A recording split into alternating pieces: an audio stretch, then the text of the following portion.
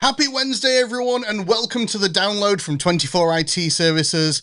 We've got some brilliant topics to be able to discuss today, changes even since last week as well. But first, let me introduce my guest co-host in the room today, Alexis Johnson, the CEO of Car Fenton Foundation. Alexis, welcome to the download. How are you doing? I'm good, thanks, AJ. Yeah, very good. How are you? I'm I'm keeping busy. It's been one of those, I don't know, years, I think, so far, where I feel like I don't stop. Although I was talking to someone the other day that what I try to do is like from Christmas through to like August, just work nonstop. And then I just get time off with like my wife and kids during the summer. So yeah, I think I'm gearing up. I've got a month until my first week off of the year. So no, really looking forward to it. But no, thank you for joining me today. Have you been coping with the heat okay recently? Yeah, I think I have. It's been quite um, a challenge within the foundation, within the nursery and the school and the Yeah, clubs to keep everyone cool. So yeah, cool. we've had some challenges there, but all good, thanks. Yeah, I mean, we were talking briefly about it earlier. I headed over to Car Fenton last week, actually, after the last show. It was actually to do the employee engagement talk and talk to some of the students over there. And walking through the halls, you could feel it. But thankfully, once we got into that classroom, AC kicked in. Now I could just stand there and just talk about everything I had to be able to say. But no, it's good that you've been able to keep cool and. Yeah, just I know that a lot of local schools have either been having to close early or close altogether just because they don't have the infrastructure to be able to deal with it, have they? So Yeah. Yeah. yeah. In fact, in our nursery, we're getting some air conditioning units fitted this summer. Oh, that's good. Yeah, That's good. because I keep thinking about getting it for home, but it's like, do I need it for like 2 or 3 weeks out of the year? But with a school, you definitely, especially in a nursery sort of area. especially for the little ones, it's really important because they Yeah. don't know how to regulate themselves in terms of temperature. So Mm. yeah, so we're getting those this summer. Oh, that'll be good. That'll be good. Well, let's start this week on the news so far. So I'll start with one that I didn't include last week because it was still kind of a developing story. But Microsoft's June 2026 Patch Tuesday was a major one. There was around 200 security issues addressed across Windows and Office and other Microsoft products, and it was notable mainly because of the sheer scale of the release. It was actually the largest Patch Tuesday to date. It included fixes for a large number of critical vulnerabilities and several zero-day security flaws, which were already publicly known by cybercriminals and actively being exploited. So it's good to see that those are now being patched. However, the scale of the update is only kind of part of a wider trend in the cybersecurity industry, with more vulnerabilities being discovered each month and security researchers and threat actors using AI assisted discovery tools more than ever before. I mean, we've spoken previously on the show about Anthropic's Mythos model, which major tech companies like Microsoft have been granted access to look for cybersecurity flaws. I mean, Apple this past week even released iOS 26.5.2. That's a mouthful to be able to say on a Wednesday lunchtime, which addressed 29 different security fixes just in the iPhone platform alone. So these big tech companies are using these AI models to create better cyber defenses. However, it's also sometimes causing issues as well.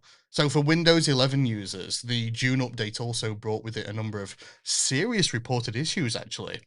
Some devices from tech companies such as HP and Dell experienced boot failures, blue screens, and even BitLocker recovery loops after the installation that they just couldn't get out of. Reports suggested that this could be linked to secure boot changes within the update, refresh boot certificates, and small EFI system partitions, which basically they don't have enough free space to be able to update properly because of this. And in some cases, users have actually been disabling secure boot temporarily just to allow the update to be able to finish, which if you're disabling a security tool to be able to allow a Windows update to take place, it does suggest that there are other problems outside of that, let's say. What we're also recommending to businesses is that they update BIOS and UEFI before these updates take effect because it can prepare systems for these updates and potentially stop some of these system breaking bugs. Um, Beyond startup problems, though, there has also been issues with people accessing Microsoft OneDrive and other cloud storage integrations, and File Explorer links and sidebar access not working properly following the update. There's even desktop customizations that have been affected, including folder views that are no longer working.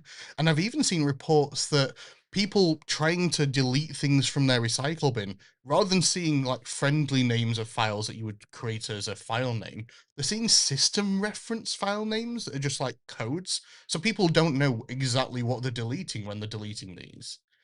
And whilst these AI tools are helping businesses like Microsoft, like Apple, and all of these others to be able to create stronger security in their systems, I suppose the question around this is that should these businesses, or maybe even the people who are implementing these updates on their systems, do a better job of maybe testing this before allowing it to be rolled out? I mean, if there are device breaking bugs affecting machines, I mean, can you imagine if we allowed an update like that to go out to, say, for example, one of our potential clients who's, I think one of our biggest is like nearly 3,000 users. Can you imagine if it affected 3,000 users who all of a sudden couldn't work? Thankfully, we have like testing processes in place that validate these before they go out and make sure there's no system breaking bugs. But I suppose not everyone has someone like 24 in place to be able to support with that.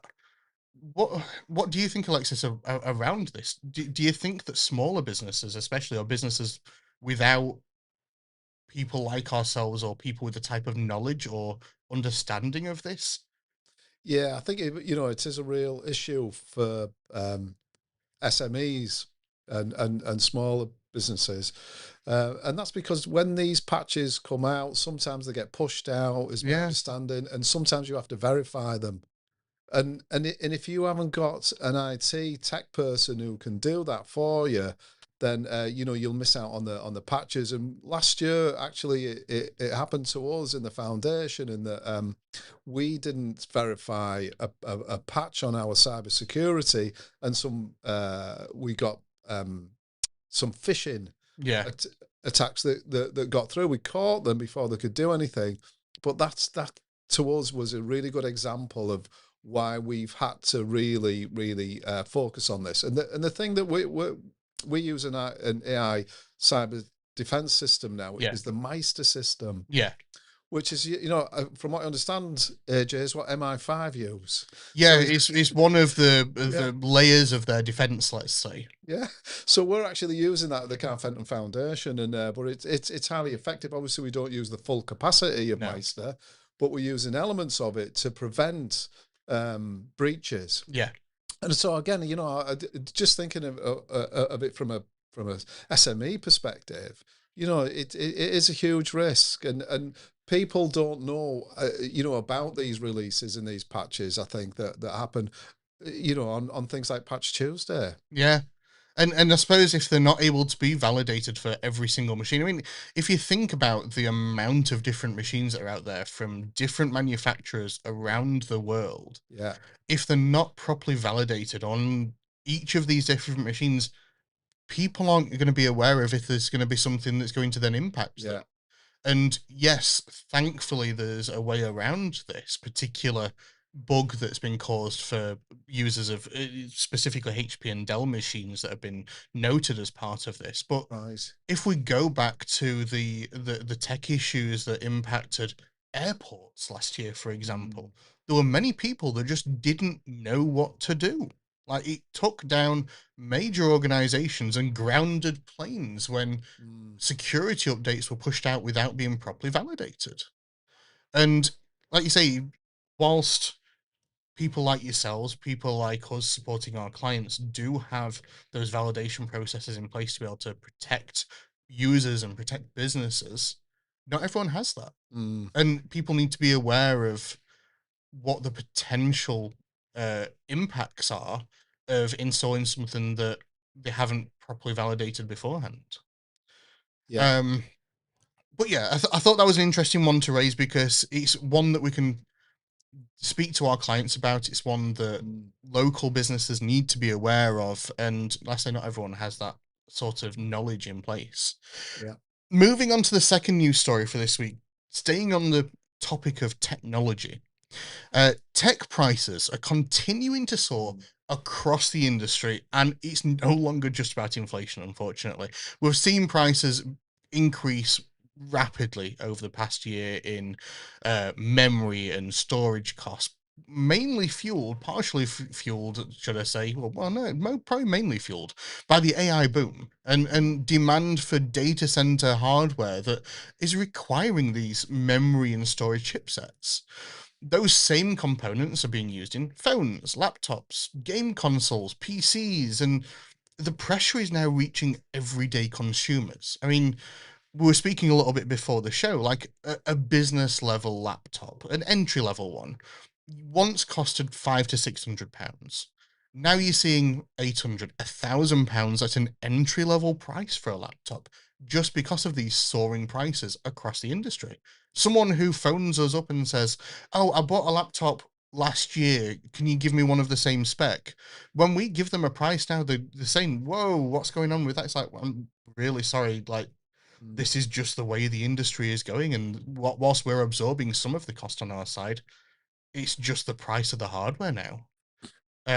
This past week, Apple even increased the prices of Macs, iPads, and more. Like the entry level MacBook Neo Mm. has had £100 price increase, but we've seen prices in the MacBooks go up to an additional £500. The Mac Studio's gone up by £1,300 just for the entry level M3 Ultra model. That's before you add extra storage and extra memory into it.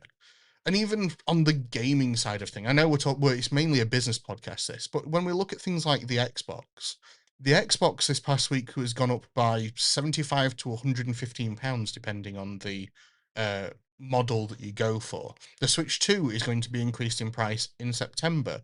And even this last week, Valve, the people who provide the Steam store for gaming on PCs, they launched the Steam Machine, their own consumer hardware for gaming in the living room, and they released this at a £879 entry level device for 512 gigabytes of storage. And if you wanted 2 terabytes, I think it went up to 1,150. And then you had a controller on it, it's an extra £60. It's like, these aren't cheap machines anymore. But when you consider that traditionally, gaming hardware, the longer it's released, it would go down in price. And now we're seeing Xbox, PlayStation, Switch, all going up in price because of these soaring costs in consumer memory and storage. Mm. Um, I know from speaking with local charities that they've been struggling to be able to absorb the cost of buying new hardware at the moment, especially with prices for these entry level devices increasing. Mm. In the education sector, how are fluctuation pricing in technology impacting schools?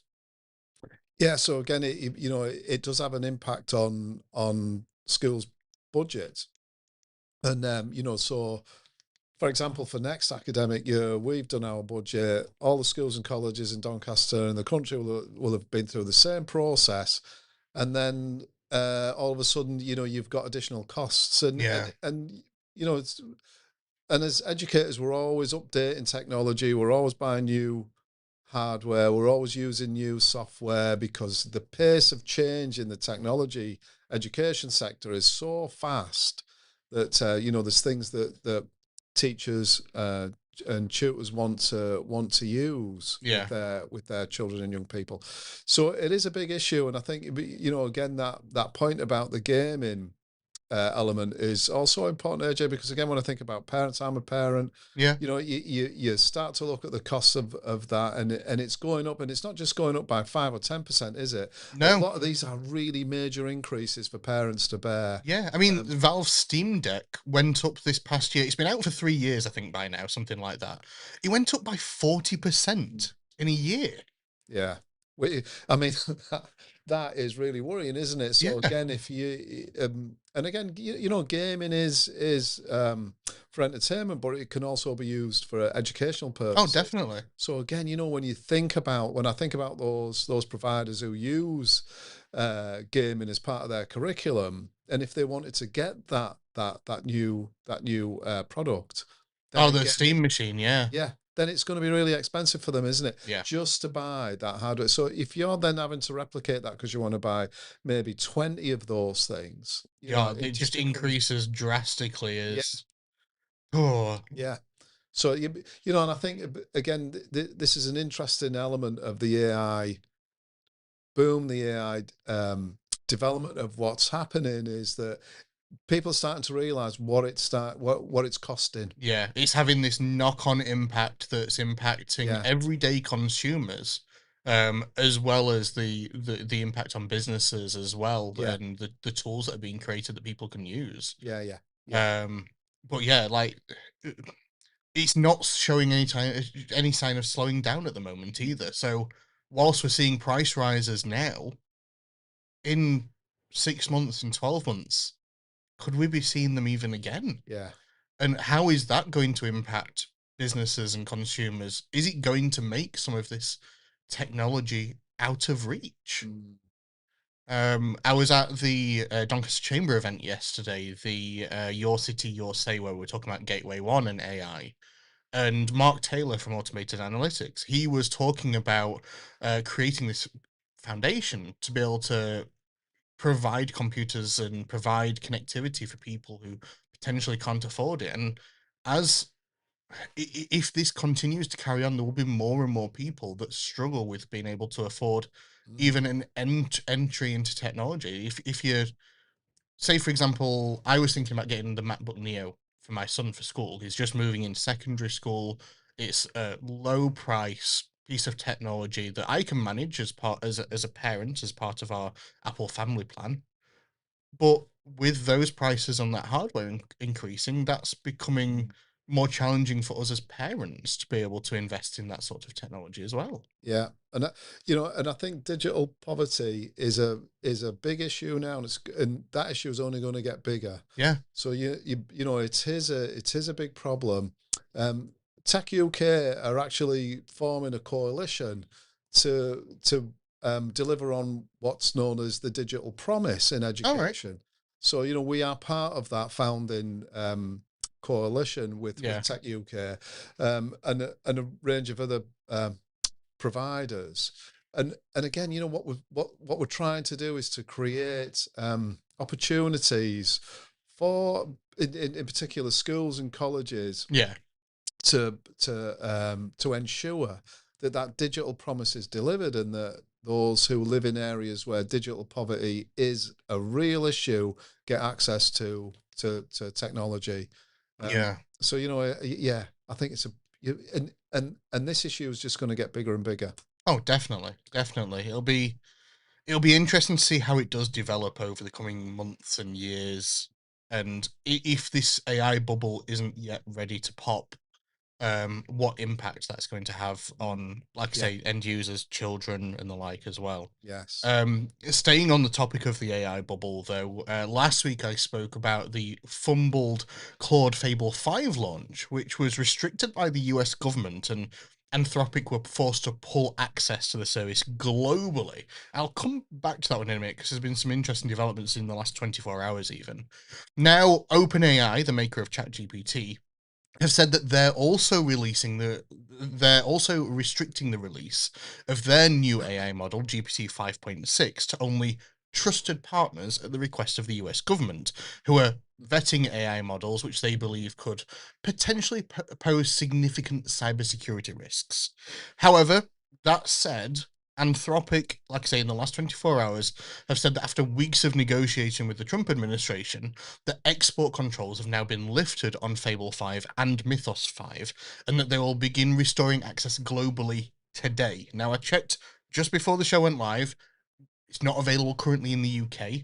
Uh, that could change as of later this afternoon. But yes, Fable 5 is coming back to Claude today, July 1st. So touch wood that will be very soon. Now, a spokesperson from OpenAI said this past week that they don't believe that the kind of government access process should become a long-term default, and that they viewed this as a temporary step to a wider availability over the coming weeks. However, earlier in June, Trump signed an executive order on AI oversight and established a framework for the federal government to vet national security risks of the most advanced AI platforms for up to 30 days prior to public release.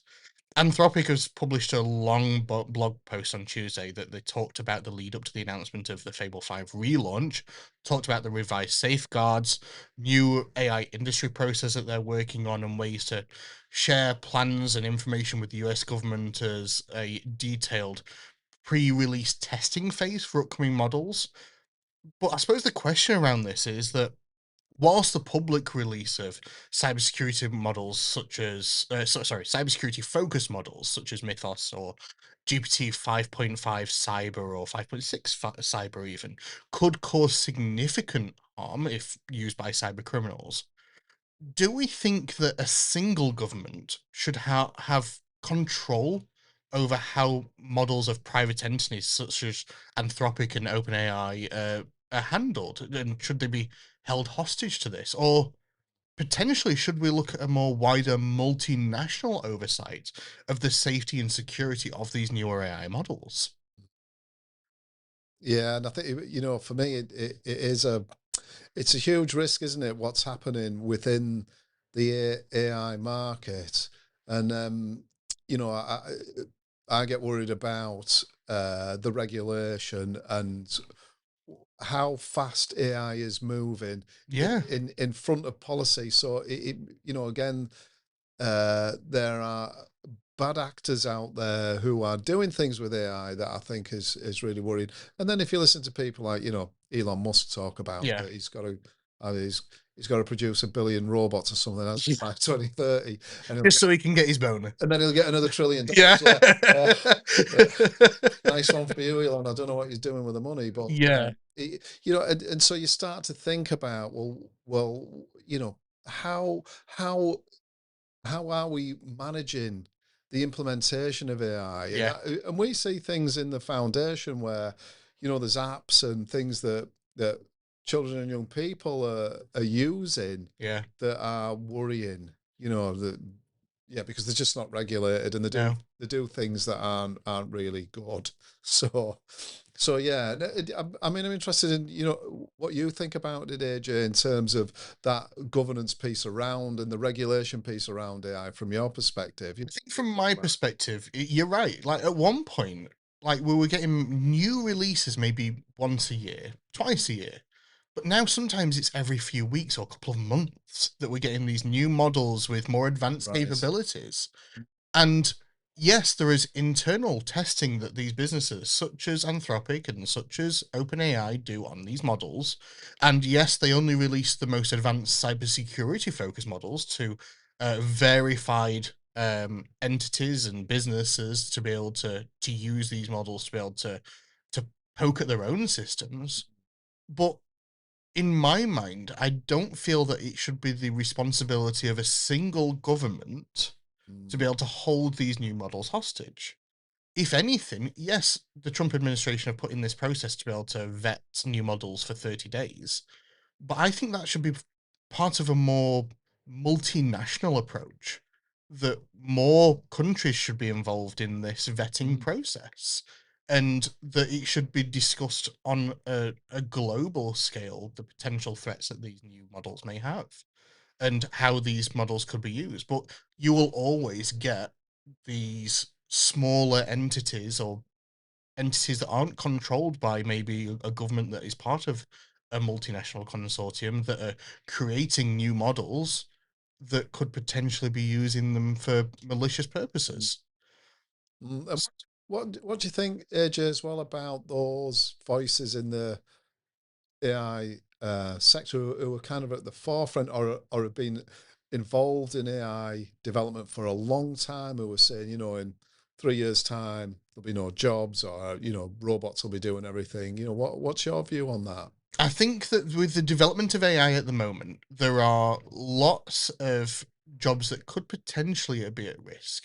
I don't think that it will replace a lot of jobs. Mm. However, what we're trying to do at the moment is we're supporting businesses with implementing AI and automation solutions to Mm. be able to improve processes, Yeah. improve efficiencies, Yeah. improve productivity.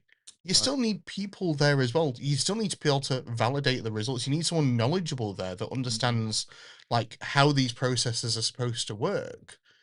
But yes, these new tools that are becoming available can help streamline processes. They can speed up tasks. I mean, Yeah.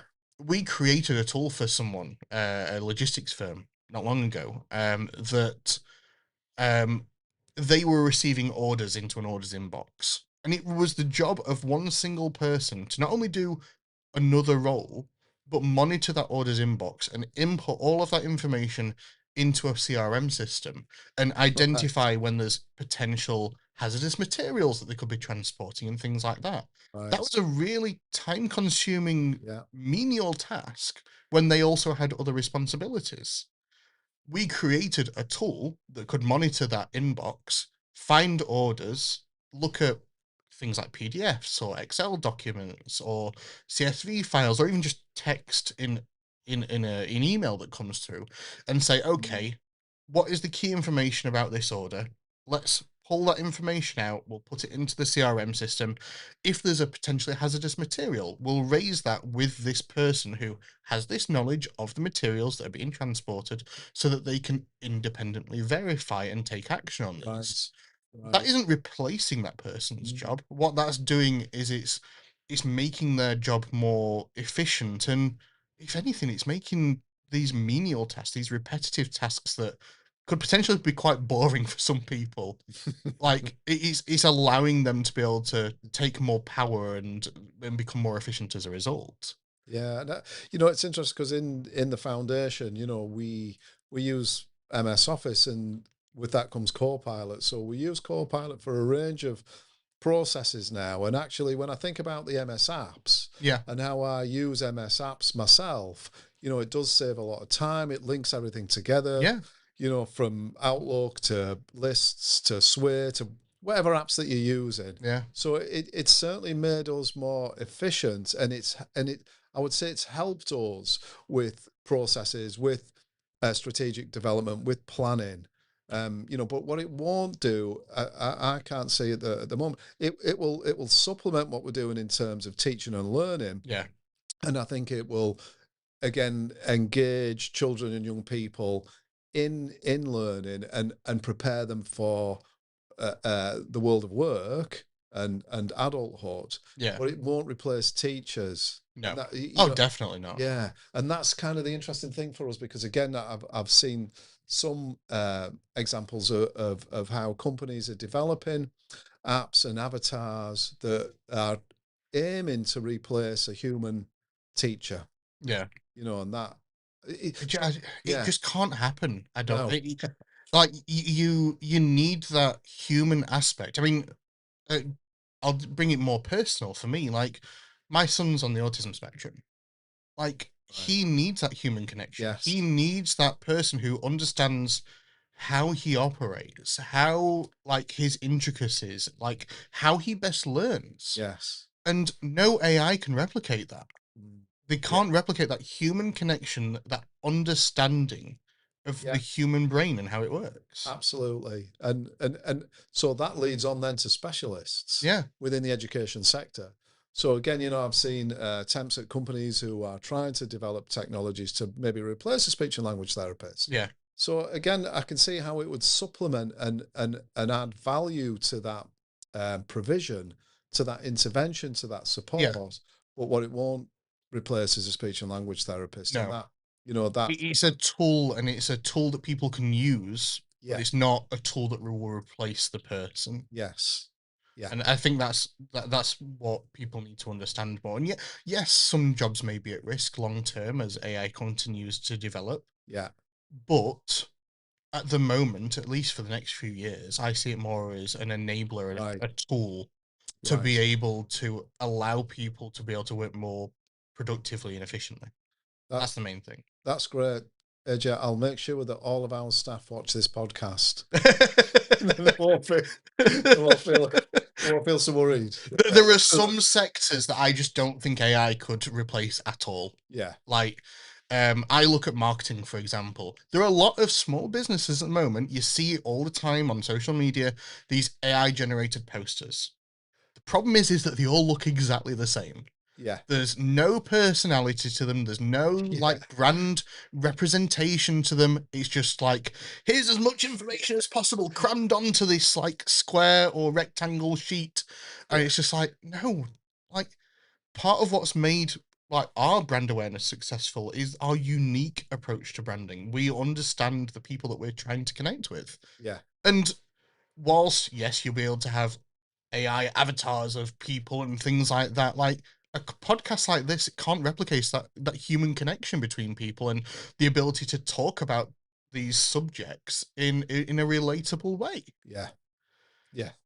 I suppose going back to like the education piece though, we were speaking again, the event that I went to yesterday, Gemma from Harrison College was saying that the education sector, to be able to enforce any sort of change in like how education happens around like developments in technology, can take a long time, like 5 to 10 years sometimes.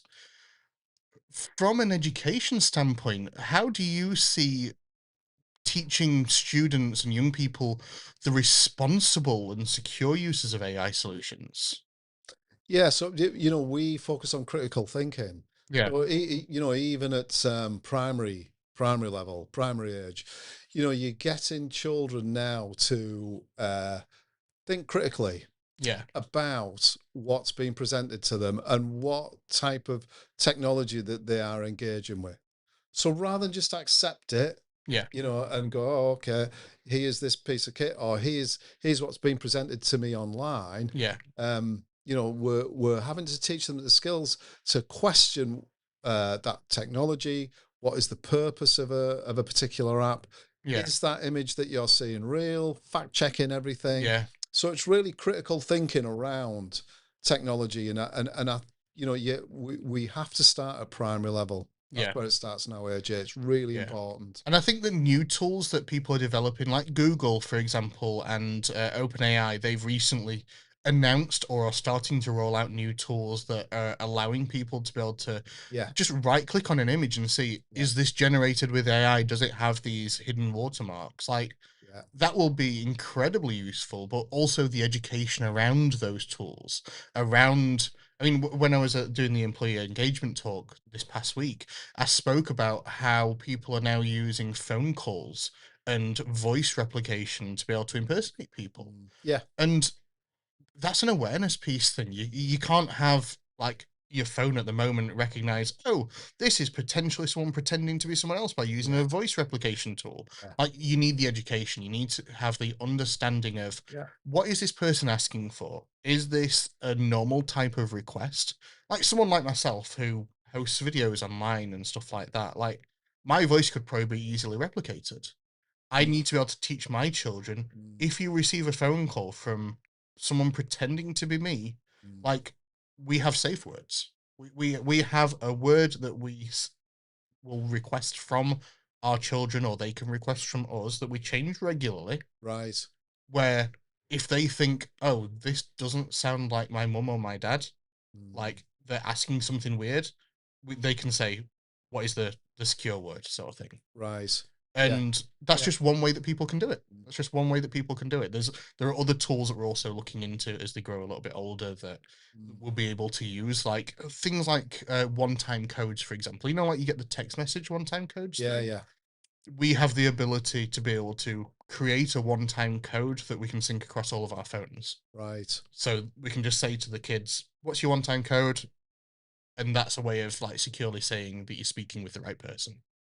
And it's all of these issues, isn't it, that need to be form part of this curriculum Yeah. around critical thinking, around technology. So tech ed is going to become really, really important in Yeah.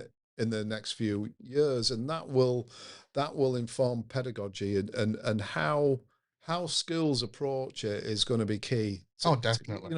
so that children can understand all of this. And for me, it's absolutely absolutely key to what we'll be developing in the next Yeah. few years.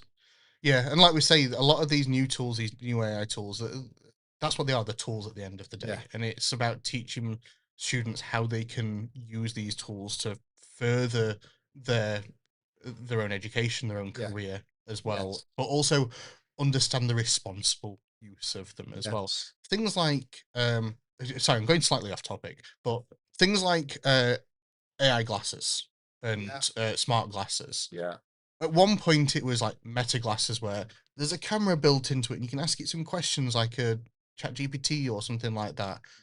But now we're getting technology increasing again and we're seeing Mm. augmented reality AI glasses Yeah. being released. And whilst they can be used for like really smart tools, like I saw a demo of some recently where someone was having a conversation with someone, and as they were having a conversation, the transcript was actually showing Mm. on one Yeah. of the glasses. Like that's phenomenal. Whether you're speaking with someone international or maybe you are hard of hearing, for Yeah. example, seeing that transcript on a screen on your Mm. glasses can be incredibly helpful.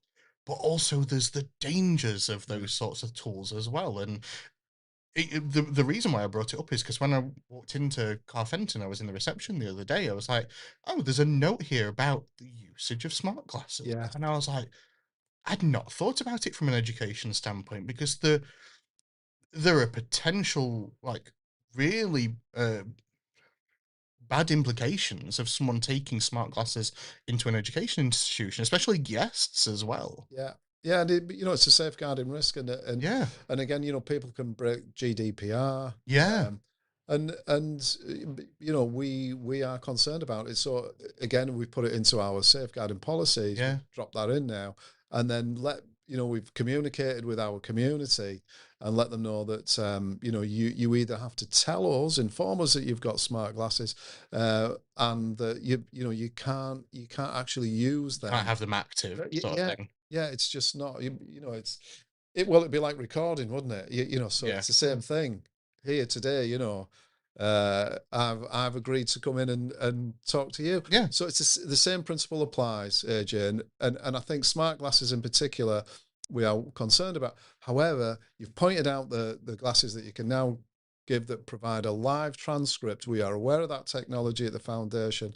And again, we're really excited about that because for deaf people, again, it could be a great complement and yeah. addition to them communicating with people in a hearing world. Yeah, It's great. it's the technology is brilliant, but again, it's that responsible Yes. usage of technology as Yeah. well, It's isn't that it? critical thinking. Yeah, That's what we need to get.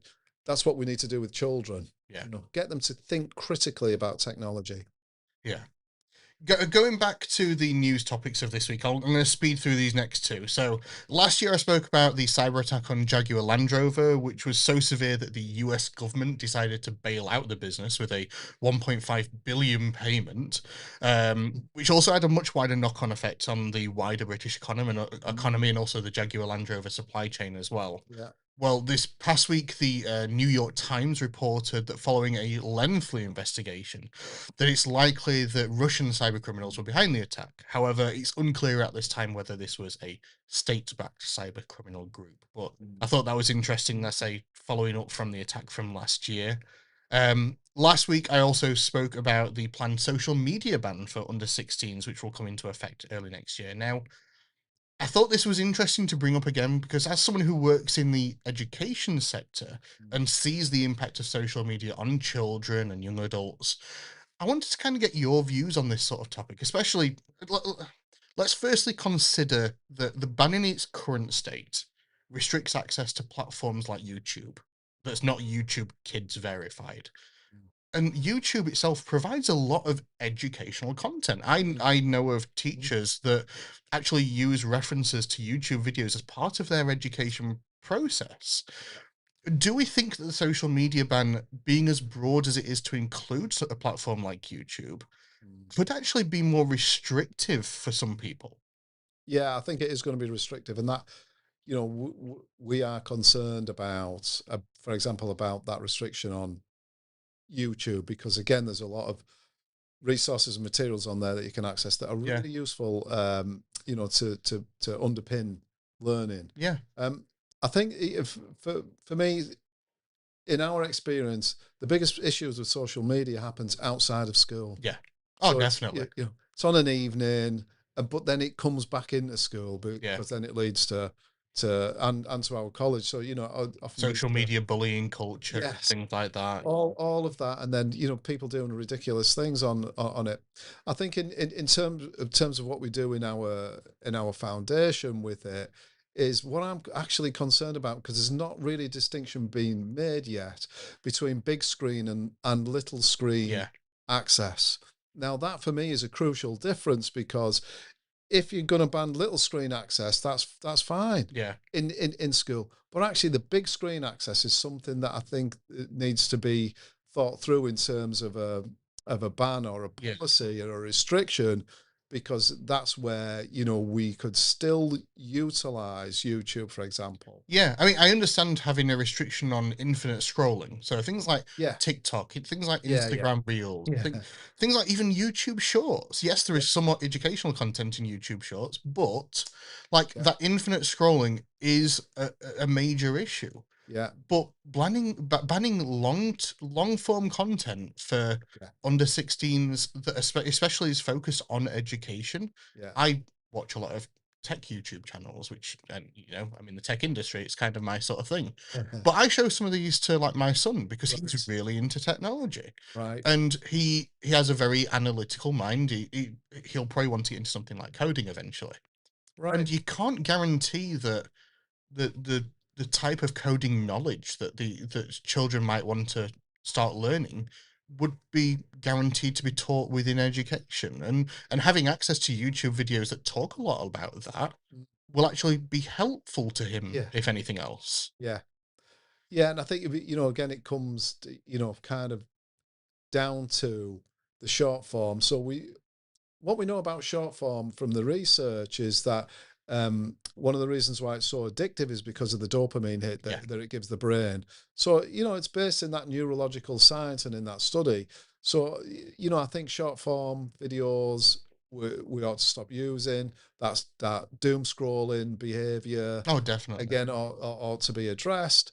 But I think in an educational setting, you want to use big screen. You want to be you That want, but long then form educational content. yeah, Yeah. but then also you want to be able to teach children using a mobile Yeah. or other devices. So again, how would that restriction? So they're talking about an hourly restriction per week.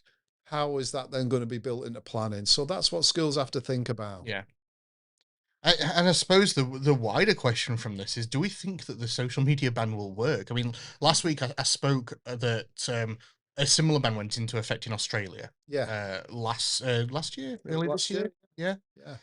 However, parents are now saying in Australia that the ban is less than 30% effective. Like, Mm, young people are still using these social media platforms, and I made the joke with my guest Stephen last week that like when I was growing up, there was always that one person in my school year that looked like 3 years older than everyone else.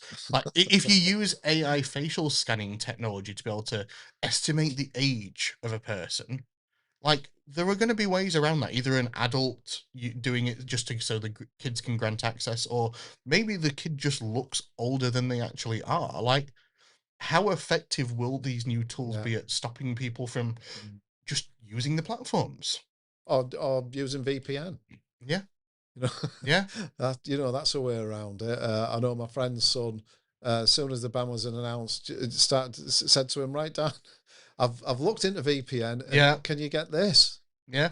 You And to know, be fair, I use a VPN myself. I use a right, personal VPN. I have a VPN that's installed on my home router, right, but that's more just personal privacy. yeah, Like I know the potential cybersecurity risks of someone monitoring a line, and like if I'm doing work, for example, that could involve like client information, and got my mm, laptop at home, like I don't want someone snooping in on that mm, line or that connectivity to be able to yeah, potentially steal data. Like using a multi-layered VPN helps with that. But also, like if I go into a coffee shop, for example, I know that public Wi-Fi is not mm, very secure, mm, and also it's easy to be able to simulate a public Wi-Fi network. I use a personal VPN for that as well. Right. But yes, some people will use a VPN to be able to just get around a rule. Mm. It's something that's just it's going to happen, and we've seen it also in the states where similar sort of bans have been put in place in certain states within the US, and people just VPN to a different state. Yeah. It's that easy. Yeah. Yeah. Yeah. Yeah. Yeah. So I But think we'll see, AJ, what happens with the ban and how it develops yeah, in terms of policy. Because, already I think the feedback to the Department of Education about it is, well, actually, you need to add some caveats yeah, to the ban. yeah, and again, it goes back to what we are talking about before with AI. It's teaching young people the responsible Yeah. usage of these Yeah. platforms. Yeah, it is. It Um, is. moving on though now to the 24 top tech tip topic of the week. I got it out this week. I stumbled over it last week. This week, the article on our website is talking about Wi-Fi dead zones. Now, this is one of those problems that may sound simple, but actually can become a real frustration for people. Um, like many people who are watching this, I mean, I even have this problem in areas of my own home. I live in an old pit house and quite thick walls. But think about it. You're moving throughout your business, you move into a meeting room, you're jumping onto a Teams call or anything like that, and suddenly the connection drops. Or maybe you're walking through the office and you've got your laptop in your hand or a tablet in your hand, and it looks like it stays connected, but as you're moving around, the connection becomes slow or just doesn't load altogether. For manufacturers, you could be in a warehouse using handheld scanners or tablets and terminals, and you maybe equipment struggling to stay online. And usually the reaction to that is, "Oh, the bloody Wi-Fi is terrible." Maybe people may use more heated words than that. Personally, I don't swear, but yeah, you can just imagine that. So bloody Wi-Fi. The instinct by many is just say, "Let's add more Wi-Fi." But that's not always the fix. Oh, I'm moving away from my notes for, for some reason. Yeah, that's not always the fix. Poor Wi-Fi can be caused by anything from thick walls and old buildings to metal racking in Yeah. manufacturing. It could be glass partitions, for example. It could be the distance from an access point. It could be just simply the amount of devices that are trying to connect to one single access point. Adding another wireless access point in the wrong place could even just make things worse. If it's not configured correctly or not configured to hand over from one device to another, it could create interference and still leave devices connected to weaker signal when a better one's still available. When we speak to businesses and when we assess people's business Wi-Fi solutions, we look at the way that businesses actually work. So if it's a legal office, where do they need to be able to access their Wi-Fi? Is it a meeting room? Do they need a secure Wi-Fi connection in a client meeting space? If it's in a warehouse, do they need reliable coverage across goods in and packing routes? And do they need, I don't know, Wi-Fi in their like yard area if they've got deliveries coming in? Do they need an external solution for that? In manufacturing, is there a lot of like heavy like metal machinery around and production lines that you need to be able to plan around those layouts as well? In a school, for example, you might need a reliable connection in classrooms, but like with your building, for example, or the building that you see from the road, what is it, like 75 years old, did we say Yeah, earlier? it is. Like big, thick walls that could potentially be blocking signal as you have like access points that are potentially multiple rooms away. Yeah. Like all of these things need to be considered. Now, at 24, we do work with businesses to understand those unique needs. We understand where Wi-Fi is currently failing, what's causing the issue, and we conduct in-depth Wi-Fi survey maps, even integrating like your own building plans into these surveys to be able to understand where your access points currently are, where you need connection, where the weak spots are, where the dead zones are, and we recommend results and even map these to be able to showcase where will this layout work best? Do you need more or do you just need a better layout? Do you need newer infrastructure? Do you need something that can output to more devices, is capable of higher speeds?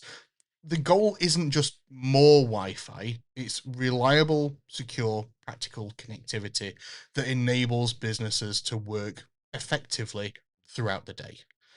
And I said earlier that like the building that we see from the road, the Car Fenton Foundation building, which is a phenomenal looking building, an icon of Doncaster, Mm. like thicker walls like that. I guess you've had to invest a lot in not only wireless networking, but wired networking infrastructure to ensure that staff and students can stay connected when and where they need it, I suppose. Yeah, absolutely, AJ. And again, you know, that I mean the main building, the iconic building with the columns at the front, that's 75 years old. We've got one building that's 125 Wow. years old, you know, which was one of the first, second purpose-built school. Yeah. So you know, it is an issue, and because technology is so important to us uh, in teaching and learning and in engaging with our children and young people, um, you know, it is a critical factor. So we have invested a lot of money in the last 5 or 6 years Yeah. in that infrastructure. And you know, it has improved things greatly in terms of people being able to access. Yeah. But also, you know, we invested heavily in software as well, Yeah. hardware and software. So yeah, you know, and again, I think you know, thinking ahead and thinking forward about how things may potentially change. Mm, yeah. Again, you know, we are thinking ahead, thinking, oh, okay, so what's going to happen when technology moves on again, Yeah. and you know, what will As happen then? speeds increase, as more Yes, people have more devices and yes, things like that. yes. The increase on in you know in capacity. So again, there's all of that to take into account in the future. Yeah. Especially when you consider, like we were talking earlier about like the usage of smart glasses and AR, AI glasses. Like if you're if it comes to the point where that becomes readily available to so many people that it enables people who are Mm. hard of hearing or deaf to be able to better interact with those around them, having transcriptions on glasses and stuff like that, those Yeah, will probably need active connectivity at all yeah, times. If you then times that by however many people that have them, just think about the amount of people that have a phone mm, in their pocket or a yeah, smartwatch on their wrist or yeah, a tablet in their bag or a laptop in the bag. Like yeah, all of a sudden you have one person that could have three, four, five different devices that yeah. require connectivity at any given time and multiply that across the entire school, Yes, it quickly adds up, doesn't it does. it? It does. You know, we've got 350 odd staff who work for us. Not every day, Yeah, but again, that's just in terms of staffing. yeah, You know, and everyone has a device. You know, we use them in classrooms in terms of iPads, computers, all kinds of yeah. different Or smart devices. displays even in the classrooms as Yeah, well. absolutely. You know, we've got interactive whiteboards. We've got an immersive classroom now. So again, you know, all of that technology requires that infrastructure. Yeah. Yeah. Do you ever find that when you're visiting people, and not a problem here because we make sure that we do regular assessments like here, but do you ever find that when you're visiting people, you're going out to meetings, you're going to events and stuff like that, that Wi-Fi connectivity can be unreliable when you need it? Absolutely. Yeah, absolutely. And you know, so you know, I'll go to another organization, and then there's always that, you know, you sign in, you get into a room, and then Yeah. it's, can I connect to the Wi-Fi, please? Yeah. You know, and so I there's don't quite reach it. Oh, we haven't got an access point near this room. It's like, yeah, yeah. So you get that, and then you know you'll get a code. Sometimes it works, sometimes it doesn't. yeah. And what I often do is I just connect to my phone. Yeah, I've had to do that Yeah, plenty of times when I've been to places, but and also sometimes, as I spoke about earlier, you'll go to places maybe for a meeting. It might be a public location, might be a coffee house or somewhere like that, a restaurant. yeah. You can't always trust the security of the That's it. network that you're connecting to as well. And Mm. if you've got sensitive information or you can access sensitive information through your device, you want to know that the place that you using that connectivity at is providing the right kind of security. Yeah. And then on top of that, that when you do connect, that any traffic that goes through it is protected. I mean, we've started rolling out new tools called Zero Trust Cloud Access and Zero Trust Network Access. And this is kind of like the next level beyond traditional VPNs, Right. where rather than looking at, okay, here's a secure tunnel that just everything goes through. It instead says, okay, this user, is this user okay to access this service? Okay, is this device capable of being able to access this service? Does it have the right security? Does it have the right updates? Is this person allowed to access this particular type of data? And it secures things not only on the user level, but the device and connectivity level. If any of that is insecure, it just doesn't allow connectivity. Right. Like we're making things a lot more granular to be able to secure people's services and data at the end of the day, because if malicious actors gain access to sensitive data, it could cause significant issues. Yeah. Yeah. Yeah. Yeah. But yes, that's the 24 top tech tip topic of the week this week. There is more information available over on the 24 website. Just head over to our insights page. We've got some great articles on there, not only about Wi-Fi dead zones, but also zero trust cloud access, network access, and more. However, today, of course, Alexis, we've got you on the show, and I wanted to talk a little bit more about Car Fenton Foundation. There's been a lot of things in the news recently as you're going through the rebrand at the moment, and I thought it was a really good opportunity for you to be able to come on, talk about the foundation, talk about what you guys do, maybe some of the misconceptions as well, as you've transitioned from being known as the Deaf School to the Car Fenton Foundation, and like what that's all involved. I mean, tell us a little bit more about the history. Yeah. So Doncaster School for Deaf Children was set up in 1829 um, by the Reverend William Car Fenton, which is where we get our new The name name from. comes from, yeah. Yeah. So we went through a very lengthy 2 year consultation process in terms of the rebrand. So we commissioned a company to come in and do that, Yeah. and they took us through several phases of kind of exploring, discovering about our identity and what it means to people in the community, not only who work there, but also within Doncaster and beyond. Yeah. And then they then went into create phase where they came up with different options for names, etc. So there is a lot of misconception about it, and we were formerly called Doncaster Deaf Trust, Yeah. and but when a couple of years ago I realised that this wasn't relevant anymore. No. So although we still have the school for the deaf children and that we still have some deaf students in our college, the number of deaf proportionate to the whole learning community is fairly small now. Yeah. Yeah, Uh, 'cause when I was there the other week, I was actually surprised that there was as many hearing capable children who were in that employee engagement talk. Actually, like there yeah, is this common misconception in the community that it is just a deaf school, and it's far yeah, more than that in reality. yeah. And people always refer to it as the deaf school because Yeah, that's what it's all, it's always been known as. traditionally Yeah, been the school for deaf children.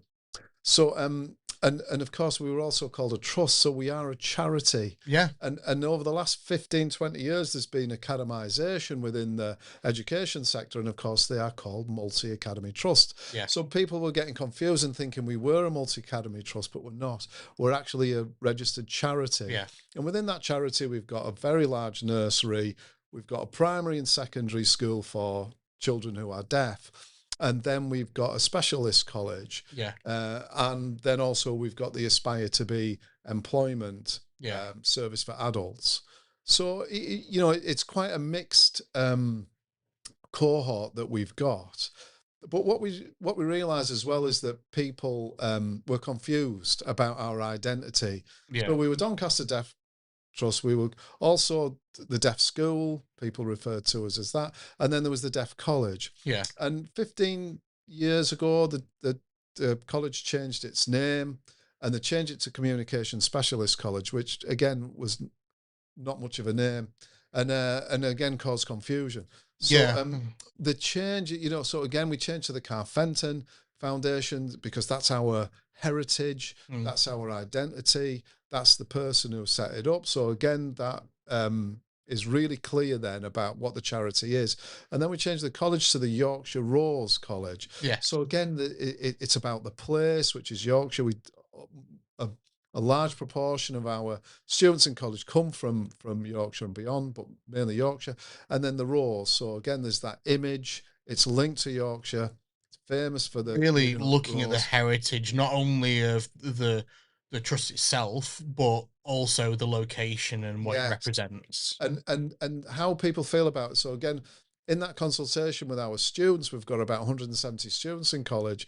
They all talked about how it made them feel, Yeah, how and how they related emotionally to the college, and how it's made a huge difference to their lives. So they wanted something that would represent that.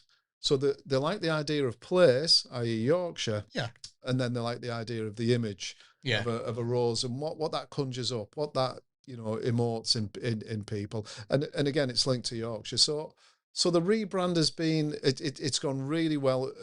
We've had such positive feedback about it. We've got kind of a long-term plan we are now about 3 or 4 months through. So yeah, again, we'll be putting on different events, different activities for the next year, just to ensure that we keep communicating about the changes to the name, the reason why we've done it, and what it means now to people. And that's important. yeah. And it's the the place itself that is part of the fabric of Doncaster, and it's a kind of an iconic building in Doncaster. It's definitely is. People from all around, not only Doncaster but the local region, know the building Yeah, and know what it is. yeah, and so that heritage piece, the Car Fenton, William Car Fenton. It's important to identify with that, and then Yeah, it gives us an opportunity to talk about the history because it has an extraordinary history. The school. So again, when you think about who was involved, the founding members were people like William Wilberforce, yeah, who obviously was leading in abolishing slavery in the Victorian period. Then there was Lord Fitzwilliam and Lord Milton, who who owned Wentworth Woodhouse and yeah. who owned the Barnsley coal seam. They've got a really interesting history to it all. So again, it's kind of interwoven into the history, I'd say, of South Yorkshire, not just Doncaster. Oh, So definitely. I think Car Fenton was a really good choice. I didn't choose it, by the way. It was done via a consultation Yeah, process, but I'm happy with it because to me it really does highlight the heritage within Doncaster, and that's really important for me. definitely, definitely. And you do a lot more throughout the local region as well. I mean, I went out to the business event not long ago that you had over there, and it was really interesting to hear how Car Fenton Foundation is engaging with the local business community, but also with the local community as a wider entity. I mean, uh, hosting things like classes and online as well, education for things like sign language. I thought that was really, really interesting to be able to find out. It's something that I myself have looked into previously, trying to find the time to do it. It's another thing entirely, but my wife has looked into it as well. And it's really interesting to see the foundation becoming involved in that more as a wider community aspect as well. Yeah, and I think so the BSL online course has been incredibly successful. So we've got about 35,000 people signed up to that Wow. course now. You just have to go onto our website and there's a link there for it. And it's a really good, and it's free. It's a Yeah. really good online course. We do deliver classes on site as well for people who are interested in BSL. But I think more importantly for businesses, we do deaf awareness, Yeah. and again, that's crucial that businesses understand what it means to be deaf aware, and it's not a big thing.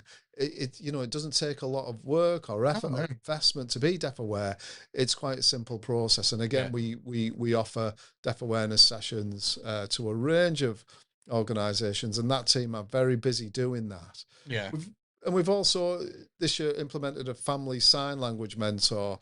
So All again, right. for parents who are maybe who are hearing, who have deaf children, then they can get support through that mentor. And again, that mentor can teach them specific BSL to communicate with their child.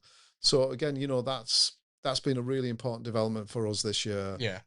I saw something online. Again, I'm not sure whether it was directly linked to Car Fenton or not, but there was a local person who was involved in the CODA community. Is it Yeah. CODA, Yes. Child of Deaf Adults Yes. sort of community, and they Yes. were talking about how the local education, such as Car Fenton, are supporting children of deaf parents as well. Yeah, absolutely, and that's why we've got the family sign language Yeah, mentor. And again, for those children who are hearing and have parents who are deaf, they have to give a lot of support to their yeah, parents. So again, we're really keen on engaging with the community, with the deaf community in Doncaster. It's a large community. It's one of the largest deaf communities in the country. yeah, So again, we are keen to support that community, and anyone who's related. So again, you may be somebody who works in Doncaster, and there may be, I know there are a lot of deaf people who work in organisations across Doncaster. So again, we're keen to support those um, those businesses and organisations with the deaf awareness and with accessing yeah. BFL. It's really important. That's fantastic to be able to hear, and fantastic to be able to hear everything that you're doing. Really, I mean, was it also Carter Fenton that was involved in the rollout of the sign language at the train station as well? Yes, yeah. So all LNER stations now, really from Peterborough right the way up to Newcastle, all of those LNER stations Yeah, have the signed information boards. So again, our students and the BSL team were involved in that development. So we were uh, supporting them with the development of that technology and then testing it. wow. And it's Doncaster fantastic. was it the first station? Yeah, it was. Yeah, Yeah, yeah. Doncaster was the first one, yeah, and it's fantastic now because when I go on train journeys, I see it, and I point it out to people yeah. all the time that this was something that was trialed in Doncaster, Yeah. which is something to be really proud of. Oh, definitely, definitely, and it's fantastic to be able to see that everything that you've done around that, and how it's started to then roll out throughout the country now. Yeah. It just shows the impact that Car Fenton Foundation is having, not just on our local community, but nationally as well. Yes, yeah, definitely. And that's part of our purpose. So we're a charity. We have a moral purpose, which is to advance education, training, and care for Yeah, those who are deaf, have communication difficulties, or other learning disabilities, and to promote that with the general public. yeah, So again, it's a key aim of ours as a charity is to really promote that to the general public and engage with the general public as much as we can. yeah. No, that's absolutely fantastic, and thank you for sharing all of that as well. Like, there's a lot of stuff in there that even someone who's grown up in Doncaster, I didn't know a lot of that history, and I didn't know a lot of the reasonings even behind the change and the rebrand. And it's been fantastic to be able to hear about everything that you're involved in at the moment, and everything that the foundation has been doing, like I say, not just locally but nationally as well. So no, that's thank you very much for coming on today. That's Thanks very much for the opportunity here, yeah. Jay. It's been great. If people or businesses wanted to find out more about Car Fenton Foundation, or how potentially their business could become involved, how is best to find out? How can they reach out to someone at the foundation to find out more? Yeah, so again, it's just go onto our website. There's information on there, or just call. Yeah. Just call the uh, the foundation. Then you'll be put through to somebody who can help. That's fantastic. So you heard it here. If you want to get involved in the fantastic work that the Car Fenton Foundation is doing, or how they're engaging with local businesses around deaf awareness and things like that as well, make sure that you reach out to the team over there. And yeah, no, it's been absolutely fantastic to be able to have you on today. I highly advise, if anyone from Car Fenton reaches out to a local business, to get them involved in the employee engagement program as well. Become involved in that. I found it an absolutely fantastic experience to be able to share some of my knowledge and some of my background and how not only I got into the IT industry and even marketing from that as well, but how members of our team have gotten into the IT industry as well. That was really important to be able to share. So yeah, thank you very, very much for coming on today. And I suppose that's it for this week. And hope everyone has an absolutely fantastic week and look forward to catching up with you all very soon. Thank you again. Great. Thanks, AJ. See you soon.